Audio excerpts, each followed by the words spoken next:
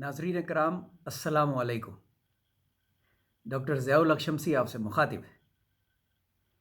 ये एक बहुत ही स्पेशल वीलॉग है और बहुत ज़्यादा तवील नहीं है, आपका ज़्यादा वक्त नहीं लूँगा। इसमें हम सिर्फ दो बातें करेंगे।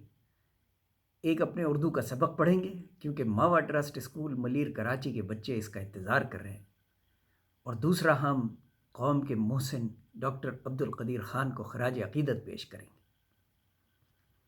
तो पहले कौम मोहसिन को सबसे पहले खराज अक़ीदत पेश करूँगा, उसके बाद उर्दू का सबक होगा। अर्ज़ किया है कौम पे एहसान हम भूलेंगे न कभी, है कौम पे एहसान हम भूलेंगे न कभी, जो कर गए हैं आप हम भूलेंगे न कभी। चाहा बहुत दुश्मन ने कि तुम ये काम ना करो, चाहा बहुत दुश्मन ने कि तुम ये काम ना करो, लेकिन किया कमाल और वो काम कर गए। बच्चों से मुखातिब हूँ, आप जानते हैं उन्होंने क्या काम किया।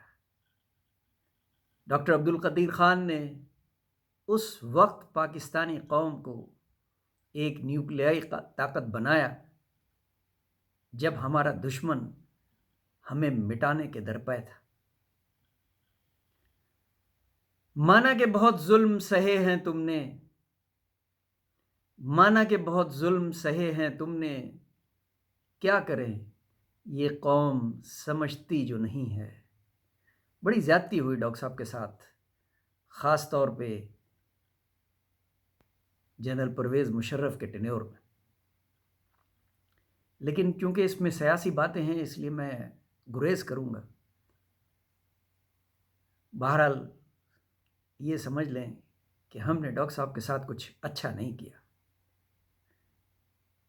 जितना बड़ा एहसान उन्होंने इस कौम पे किया है, हमने उन्हें मेडल तो बहुत दिए, लेकिन जिसे कहते हैं ना, सलूक अच्छा नहीं किया। माना कि बहुत जुल्म सहे हैं तुमने, क्या करें ये कौम समझती जो नहीं है। रब से दुआ है आपका जन्नत में हो मुकाम, रब से दुआ है आपका जन्नत में हो मुकाम, रुतबा बुलंद हो आपका मोहसिन है कौम के, रुतबा बुलंद हो आपका मोहसिन है कौम के। आमीन सुम्मा आमीन। शुक्रिया। अब वक्त हुआ है हमारे उर्दू के सबक का। पिछली मुलाकात में आपको लफ्ज़ दिया था इब्नुल वक्त। बच्चों ने बहुत अच्छे जुमले बना के भेजे।